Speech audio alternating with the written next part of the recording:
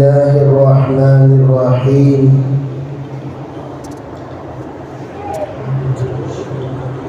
إنا أعطيناك الكوثر فصل لربك وانحر إن شانئك هو الأبتر. وقال تعالى واتل عليهم نبأ بني آدم واتل عليهم نبأ بني آدم بالحق إذ قربا قربانا فتقبل من أحدهما ولم تقبل من الآخر. اللہ تعالیٰ نے قرآن پاک میں قربانی کے سلسلے میں جو احکام نازل کیے ہیں وہ احکام مختلف ہیں. کہیں قرآن پاک میں اس واقعے کو بالتفصیل بیان کیا جس واقعے کا تعلق قربانی کے مقدمے سے ہے. قربانی کے مقدمے سے کیا مطلب؟ جس واقعے کی وجہ سے اللہ نے ہمیں قربانی عطا کی وہ واقعہ حضرت ابراہیم علیہ السلام کا واقعہ ہے جس پر اللہ نے قربانی کی نعمت امت کو عطا فرمائی. اس واقعے میں جو اسباق ہیں وہ آپ حضرات کے سامنے بالتفصیل گزشتہ سنایا تھا، جس میں آپ حضرات یہ بات سنے تھے کہ حضرت ابراہیم علیہ السلام نے خواب دیکھا اور اس خواب میں حضرت ابراہیم کو یہ بشارت دی گئی کہ اے ابراہیم آپ اپنے بیٹے کو قربان کر دیجئے. چنانچہ حضرت ابراہیم علیہ السلام نے اپنے بیٹے سے مشورہ کیا. یہاں پر میں یہ بات بتا رہا تھا کہ اگر کوئی بھی حکم اللہ کے طرف سے دیا جائے اسے مشورے کی ضرورت نہیں ہے. مشورہ کیے بغیر بھی کام کیا جا سکتا تھا، لیکن حضرت ابراہیم علیہ السلام نے مشورہ کیا. علماء فرماتے ہیں یہ مشورہ نہیں تھا کہ حضرت ابراہیم علیہ السلام یہ نہیں پوچھ رہے تھے بچے سے بیٹا بتاؤ تم کیا کہتے ہو، جو تم کہو گے اس پر عمل کیا جائے گا. اس طرح کی کوئی بات نہیں تھی، بلکہ کیا تھا؟ فرمایا یہ بات حضرت ابراہیم علیہ السلام معلوم کرنا چاہ رہے تھے ذرا یہ دیکھیں کہ میرے بیٹے کے اندر کتنی سمجھداری آئی ہے، کتنا یہ بدلا ہوا ہے، کتنا اس کے اندر اللہ اترا ہوا ہے، کتنی یہ نبوت کے اعتبار سے لائق بنا ہے، ذرا اس کا جائزہ لے لیا جائے. چنانچہ حضرت ابراہیم علیہ السلام نے جائزے کا ایک نظام بنایا. وہ نظام کیا تھا؟ پوچھا بیٹا میں نے آپ کو خواب میں دیکھا انی ارا فی المنام انی اذبحک فانظر ماذا ترى. حضرت ابراہیم علیہ السلام کے اس سوال پر بیٹے کا جواب کیا تھا؟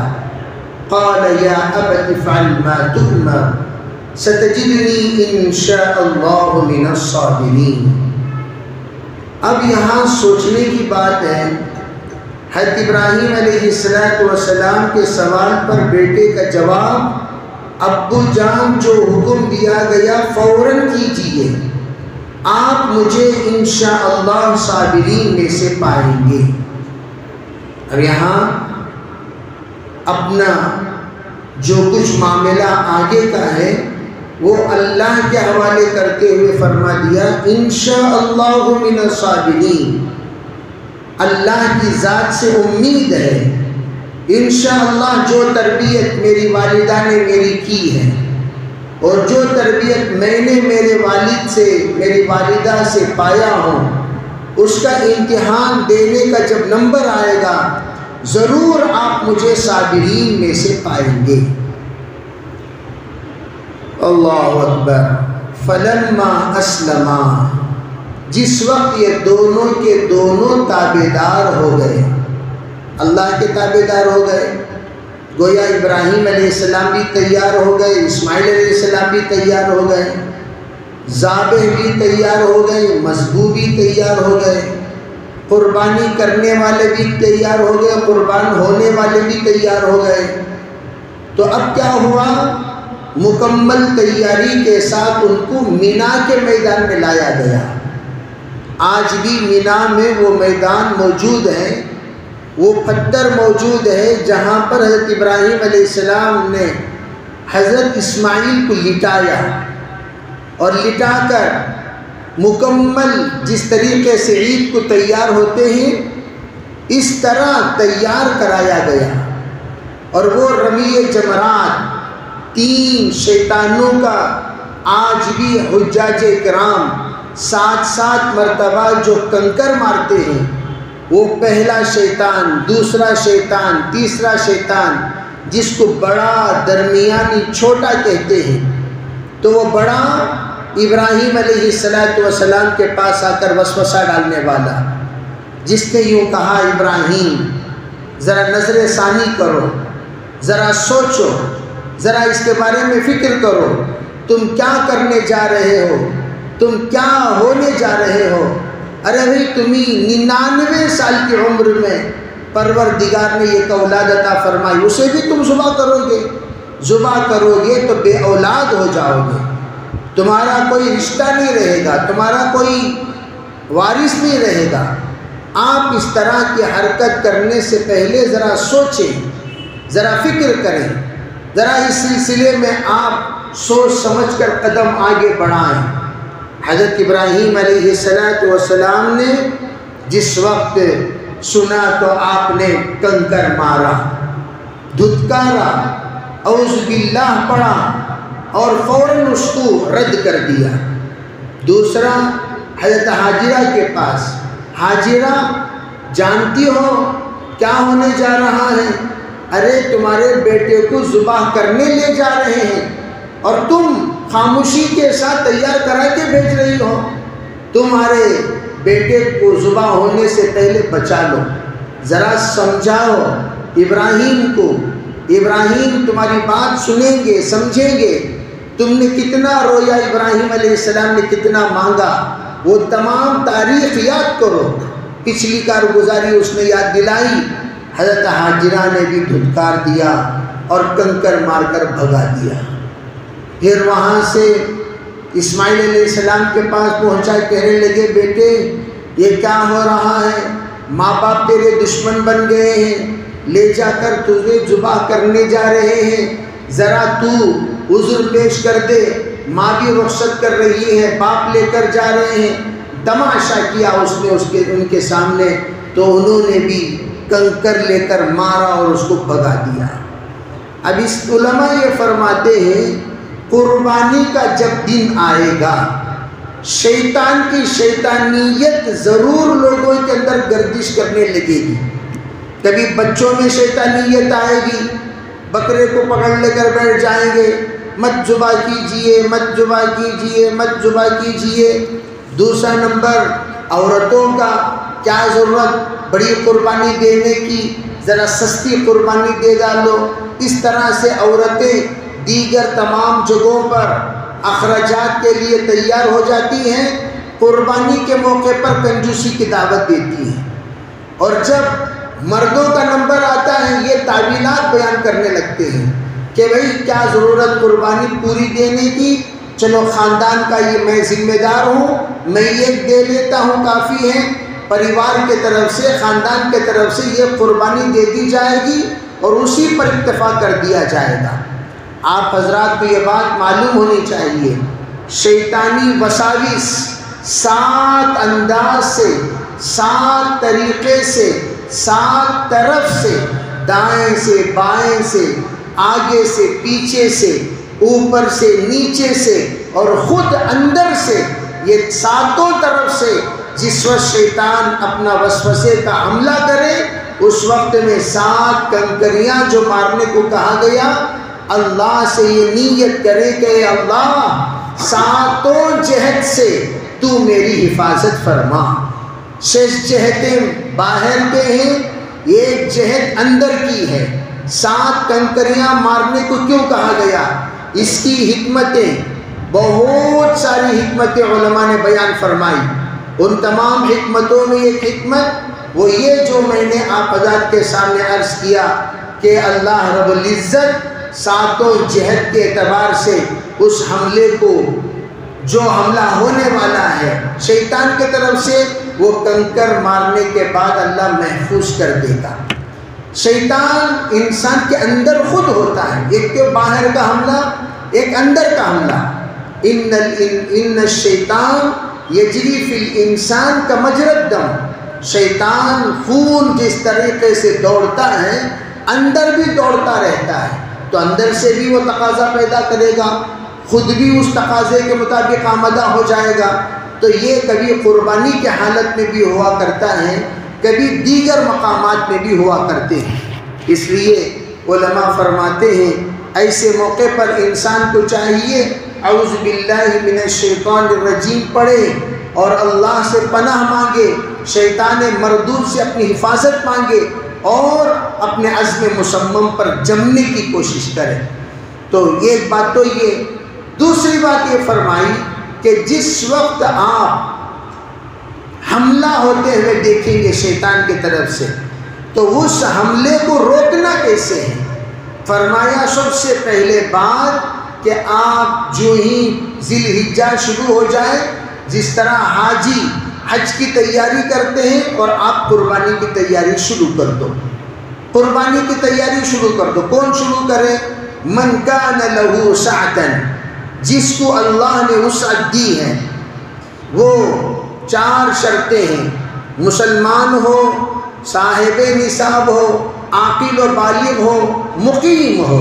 مقیم یعنی شہر میں رہتا ہو، ان 4 شرطوں والے پر قربانی واجب ہے۔ مسافر پر قربانی نہیں، پاگل پر قربانی نہیں، غریب مسکین فقیر پر قربانی نہیں، غیر مسلم پر قربانی نہیں۔ تو جب یہ 4 صفت والا کوئی ہو جائے تو اس پر قربانی واجب۔ اب یہ 4 صفت والا نصاب کے اعتبار سے کتنا ہونا چاہیے؟ نصاب کے اعتبار سے مکمل 40,350 روپے، یہ 612 گرام چاندی کا فی الوقت کا حساب، جو فی الوقت جس کرنٹ حساب جس پر ہم لوگ گزر رہے ہیں اس وقت کا حساب 40,350 روپے۔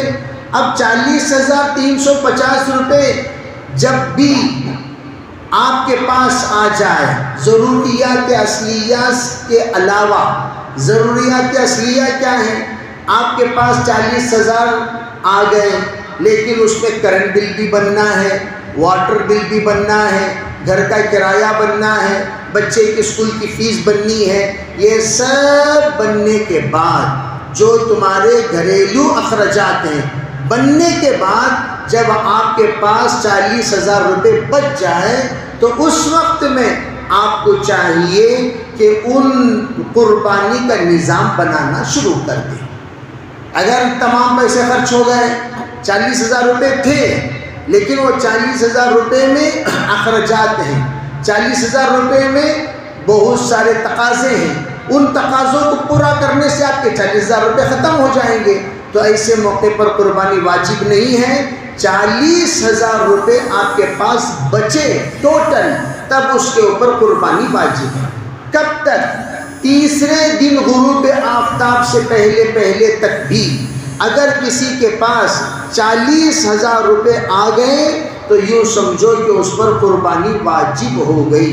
جیسے بعض انسان ہوتے ہیں بیچارے دیہات کے لوگ، ان کے پاس جانور ہیں، پیسہ تو نہیں ہے، وہ بیچارے جانور فروخت کیے، جانور فروخت کرنے کے بعد ان کے پاس پیسہ جمع ہو گیا، 40,000 روپے زائد پیسے آ گئے، تمام اخراجات جا کر اب وہ بیچارہ پہلا دن صاحب نصاب ہو گیا یا دوسرا دن ہو گیا یا تیسرا دن ہو گیا، جیسے کسی انسان کے پاس 10 بکرے تھے، بیچ کر وہ مالدار ہو گیا، یعنی 40,000 روپے کے اوپر اس کے پاس پیسے آ گئے، تمام اخراجات کو قرض کو نکالنے کے بعد ایکسٹرا 40,000 روپے آ گئے، اس بندے پر قربانی واجب ہے۔ تیسرے دن غروب آفتاب سے پہلے صاحب نصاب ہو گیا، اس پر قربانی دینا واجب۔ اگر کوئی بندہ تیسرے دن غروب آفتاب کے بعد ہوا تو اس بندے پر قربانی واجب نہیں ہے، اس لیے کہ وقت ختم ہو چکا۔ تو اس لیے یہ باتوں کو مد نظر رکھنا چاہیے کہ قربانی، اس لیے کہ آئندہ اتوار عید کا دن ہوگا، انشاءاللہ جب عید کا دن ہوگا تو اس دن تفسیر بھی نہیں ہوگی، بھئی سب کے سب اپنے اپنے گھروں میں قربانی کے چکر میں رہیں گے، قربانی دیتے رہیں گے یا قربانی لیتے رہیں گے، کچھ نہ کچھ کرتے رہیں گے، کوئی نہ کوئی کام میں مصروف رہیں گے یا عید ملتے رہیں گے۔ تو اس لیے جب اللہ کے طرف سے عید کا دن ہے تو اس دن جب عید کی نماز تک نوافل کی چھٹی ہے تو اس دن ہمارے تفسیر کی بھی چھٹی ہے، تو آپ کو پھر عید کے بعد کے ہفتے میں ملیں گے۔ تو آج جو ہفتہ ہے، اسی ہفتے میں قربانی کے سلسلے میں جو بھی مسائل جاننا ہے جان لینا ہے۔ تو آپ کو حلال جانور، جن جن جانوروں کی قربانی متداول یعنی ہمارے اسلاف سے چلتی ہوئی آ رہی ہے، اونٹ ہے، گائے ہے، بیل ہے اور دیگر جانور ہیں، بھینس ہے، یہ تمام چیزوں کی قربانی عموماً دیتے ہیں، لیکن قوانین کے اعتبار سے جن جانوروں کی قربانی روک دیا گیا تو اسے رک جائیں۔ اس کے علاوہ آپ کو 15 قسم کے جانور ہیں جو دیگر جانوروں سے تعلق رکھتے ہیں، وہ قربانی دے سکتے ہیں، تو آپ ان جانوروں کو قربانی دیجئے۔ ایک ہی چیک پکڑ لے کر بیٹھ نہیں جانا، اسے منع کر دیے نا، اسے منع کر دیے نا، ارے منع کر دیے تو کیا ہوا بھائی، تو دوسرے جانور ہیں، بھینس خریدو، بھینس قربانی دو، منع کس نے کیا؟ قربانی کا گوشت کھانا فرض تھوڑی ہے، آپ کھا سکتے ہیں، اس میں کوئی حرج نہیں۔ حلال جانور کا گوشت کھانے میں آدمی کو جھجک محسوس نہیں ہونی چاہیے۔ عبداللہ ابن سلام رضی اللہ تعالی عنہ جس وقت اسلام قبول کیے، اونٹ کا گوشت کھانے سے ذرا وہ کتراتے تھے، ذرا گن محسوس کرتے تھے، اس لیے کہ وہ یہودیت سے آئے اور یہودیت میں بھی وہ اعلیٰ درجے کے معلم تھے، تو انہوں نے اپنی زندگی میں 2 چیزیں جس کو داؤد علیہ السلام نے اپنے اوپر حرام قرار دے لیا، انہوں نے بھی حرام قرار دے لیا۔ وہ 2 چیزیں کیا تھیں؟ ایک اونٹنی کا دودھ، ایک اونٹ کا گوشت، جسے داؤد علیہ السلام ان کی شریعت میں حلال کو اپنے اوپر کوئی حرام کرنا چاہتا ہے اس کی اجازت تھی۔ جیسا کوئی منت مان لے زندگی بھر میں دودھ نہیں پیوں گا تو اس کی منت ماننے کی اجازت تھی، لیکن ہماری شریعت میں اجازت نہیں ہے۔ جناب رسول اللہ صلی اللہ علیہ وسلم نے اسی بات کو ذہن میں رکھ کر آپ نے شہد سے قسم کھا لی تھی۔ جس وقت 3 بیویوں نے تواتر کے ساتھ، یعنی کیا مطلب، ایک کے پیچھے یہ سب مل کر اجماع جمع ہو گیا، کس بات پر؟ عجیب بو آ رہی ہے، عجیب بو آ رہی ہے، تو ایک پلان تھا ان لوگوں کا، بہرحال اس پلان میں سکسس ہو گئے۔ کیسے؟ سرکار نے فرمایا کہ چلو میں آئندہ سے شہد نہیں پیوں گا، تو فوراً اللہ نے آیت نازل فرمائی، لِمَ تُحَرِّمُ مَا أَحَلَّ اللَّهُ لَكَ تَبْتَغِي مَرْضَاتَ أَزْوَاجِكَ۔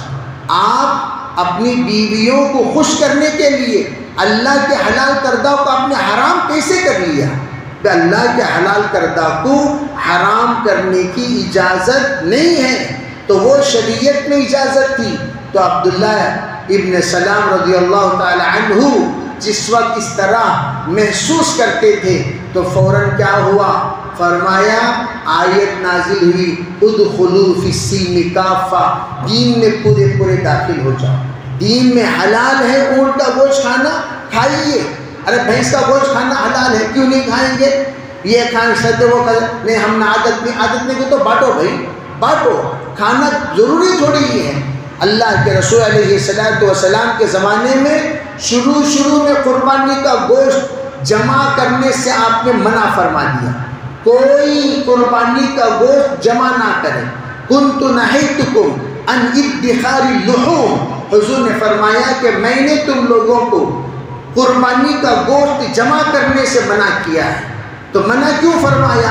اس زمانے میں قربانی دینے والے بڑے مختصر ہوتے تھے، لینے والے بہت زیادہ ہوتے تھے۔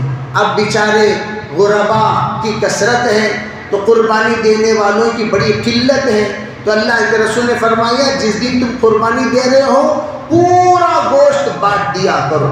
اب سب گھر جا کر اس لیے کہ بھئی پورا جانور کا گوشت رکھ کر کریں گے کیا، کتنا کھائیں گے؟ اگر رکھیں گے تو پھر اس کے بعد مکمل طور پر گوشت خراب ہو جائے گا، تو اس لیے سب تقسیم کر دیا کرتے تھے تاکہ کوئی غریب کا گھر گوشت سے خالی نہ رہے۔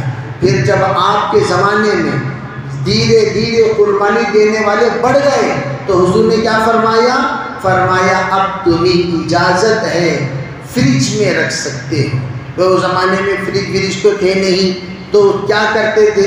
اس زمانے کا فریج جو ہوتا تھا وہ جو ہم لوگ کرتے ہیں، یعنی نمک اور مسالہ ڈال کر گوشت کو سکھا دینا۔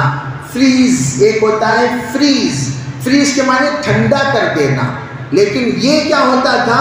اس کو مکمل طور پر سکھا کر، جیسے ہم لوگ ڈالتے ہیں اپنے اپنے گھروں میں گوشت سکھا کر اس کے کباب بنا دیتے ہیں، تو گوشت کو دھوپ میں سکھا کر اس کو ذخیرہ اندوزی کرنے میں آسانی ہوتی ہے، تو وہ ذخیرہ اندوزی کے لیے جو نظام بنایا جاتا ہے اس نظام کی اجازت آپ نے اپنے زمانے میں دی۔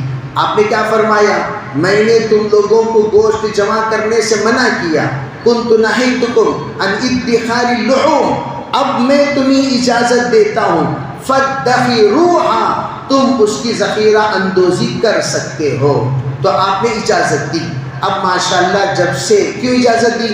اس لیے کہ ماشاءاللہ قربانی دینے والے بڑھ گئے۔ اب ہم لوگوں کی پرانی عادت وہ کیا، جس کے گھر میں گوشت ہے اسے جب پھرا کو گوشت دیتے رہتے ہیں۔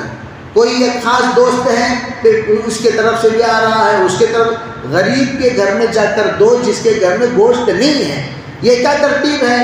جس کے گھر میں، یہ کوئی ضروری نہیں سب کو بانٹنا، کوئی ضروری نہیں، جس کے گھر میں قربانی ہو رہی ہے اس کے گھر میں بانٹنا کوئی ضروری نہیں۔ یہ بات سمجھو اچھی طریقے سے۔ 3 حصے بنانا یہ مستحب ہے۔ 3 حصے کیا مطلب؟ ارے بھائی ایک حصہ اپنے لیے، دوسرا حصہ رشتہ داروں کے لیے، تیسرا حصہ غربا کے لیے۔ آپ کے رشتہ دار پورے کے پورے امیر ہیں، پورے کے پورے ماشاءاللہ صاحب نصاب ہیں، سب کے گھر میں قربانی ہو رہی ہے، تو انہی کے گھر میں جا کر دینا ضروری نہیں ہے، آپ وہ حصہ غریبوں میں ڈال دے سکتے ہیں، اجازت ہے۔ اگر آپ کا گھر اتنا بڑا ہے کہ آپ کے پریوار کے افراد اتنے زیادہ ہیں کہ آپ کے لیے 1 بکرا یا 2 بکرے کا گوشت گھر ہی کو کافی ہے، تو آپ کو بانٹنے کی ضرورت نہیں، گھر میں ہی کھا لیجئے، کچھ غربا کو تقسیم کر دیجئے، بقیہ گھر کو رکھ لیجئے۔ اس لیے کہ 1 بکرا، 1 انار 100 بیمار کا حصہ بعض گھروں میں ہوتا ہے۔ 1 بکرا ذبح کیے، تمہارے گھر کے افراد کتنے؟ 50 ہی ہماری فیملی میں، بس۔ کیوں؟ عرب حضرات 5 سے لے کر 10 تک کے لوگوں کو 1 بکرا ذبح کر دیا کرتے تھے دعوت میں، تو گویا 10 افراد بھی گھر میں ہوں تو 1 بکرا ذبح ہو رہا ہے، تو وہ 1 بکرا گھر ہی کے لیے کافی ہو جائے گا۔ تو آپ 1 بکرا کاٹ کر پوری دنیا کو کہاں تقسیم کریں گے؟ تو اس لیے یہ تمام چیزیں ہم لوگ فرض سمجھ جاتے ہیں، نہیں تقسیم کرنا۔ بیچارے عید کے دن گھر والوں کو، پورے گھر والوں کو گوشت نہیں ملا، ایسا نہیں۔ آپ اگر ضرورت مند ہیں گھر ہی میں استعمال کر لیجئے، بس دیکھ لیجئے ضرورت مند جہاں ہے وہاں آپ استعمال کر سکتے ہیں۔ یہ اس وقت کا اصول تھا جب ہر گھر میں باقاعدہ وہ ایسے بھی لوگ تھے گھر میں بھی محتاج، فیملی میں بھی محتاج اور اطراف اپنا بھی محتاج، تب 3 حصے بنانے کا حکم اور 3 حصے بنانے کا استحباب بیان کیا گیا تھا۔ جب ضرورت مند نہیں ہے تو ایسے موقع پر باقاعدہ ایسی حرکتیں نہیں کرنی چاہیے۔ تو میں یہ عرض کر رہا تھا کہ یہ 3 چیزیں جس کو میں نے بیان کیا، اس طریقے سے آپ ترتیب بنائیں۔ دوسری بات، عام طور پر بنگلور میں ایک بیماری ہے، وہ کیا؟ خسائی کو بات کرتے وقت چمڑا لے لو، سری اور پایا لے لو، اور کلیجی بھی لے لیجئے، بوٹی بھی لے لیجئے، یہ سب لے لے کر کتنا دینا بولو۔ اگر کوئی اس طریقے سے حماقت کر رہا ہے وہ سمجھ جانا چاہیے اس کی قربانی قبول نہیں ہوئی۔ فری دو، اللہ کے نام پر ذبح کرنے کے بعد ہر چیز فری دینا چاہیے۔ فری دینے کے بعد اس کی جو مزدوری ہے، اگر آپ اسے دینا چاہتے ہیں، اس کی جو مزدوری ہے، آپ نے بات کی مثال کے طور پر ایک بکرا ذبح کرنے کے لیے 800 روپے دیں گے تو 800 روپے پورے دیں گے، 1 روپے بھی اس میں کم نہیں کریں گے، پورا دیں گے۔ اگر آپ یہ چیز دینا چاہتے دیجئے، نہیں دینا چاہتے دوسروں کو دیجئے۔ تو آپ اس طریقے سے اسے دے کر 600 روپے کم کر کے 200 روپے ہاتھ میں دے کر بھیجیں گے تو آپ کی قربانی قبول نہیں ہوگی، اس کا خاص خیال رکھیں۔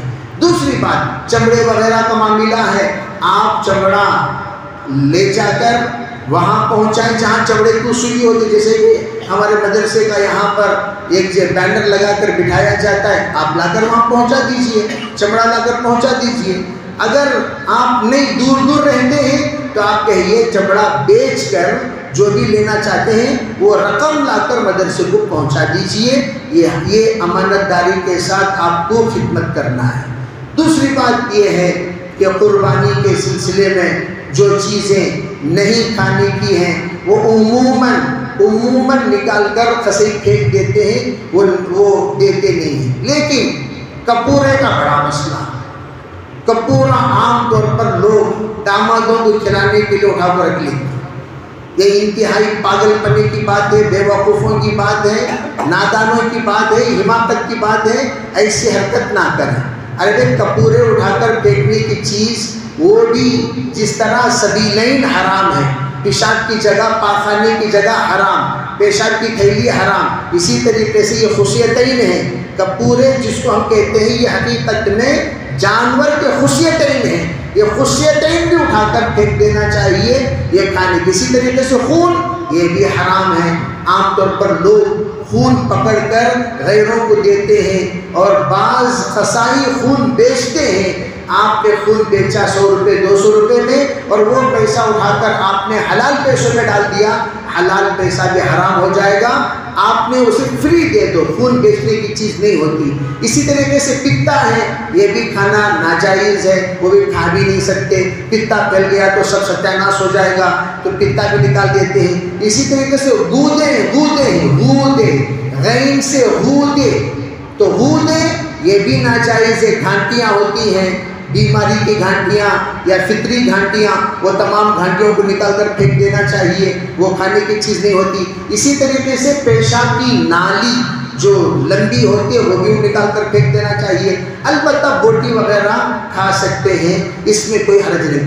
مسانے یہ بھی کھانے سے منع کیا گیا۔ میں یہ کہنا چاہتا ہوں کہ عموماً جو قصائی ہوتے ہیں یہ تمام چیزیں نکال لیتے ہیں، اور البتہ جو نیت خراب ہوتی ہے وہ کپورے میں آتا ہے، تو اس لیے اس کا خاص خیال رکھیں۔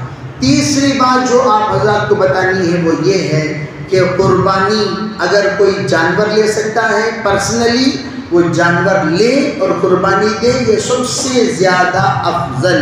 سب سے بیویوں کی طرف سے بھی اگر کسی کے پاس سونا چاندی دونوں ہیں اور اس کی قیمت 40,350 روپے کی ہوتی ہے تو اس پر بھی قربانی واجب ہے۔ سونے کے لیے 80 پر 7 گرام، اگر خالص چاندی ہو 612 گرام نصاب بنتا ہے، اور اس میں آپ عقیقہ صرف شامل کر سکتے ہیں، عقیقہ صرف قربانی میں شامل کر سکتے ہیں۔ گوشت کھانے کی نیت سے اگر کوئی قربانی کے 7 حصے ہوتے ہیں بڑے جانوروں کے، اونٹ سے لے کر بیل تک، بھینس تک 7 حصے ہوتے ہیں، 7 حصوں میں کوئی ایک انسان گوشت کھانے کی نیت سے آ گیا تو اس کی سب کی قربانی قبول نہیں ہوگی، قبول نہیں ہوگی۔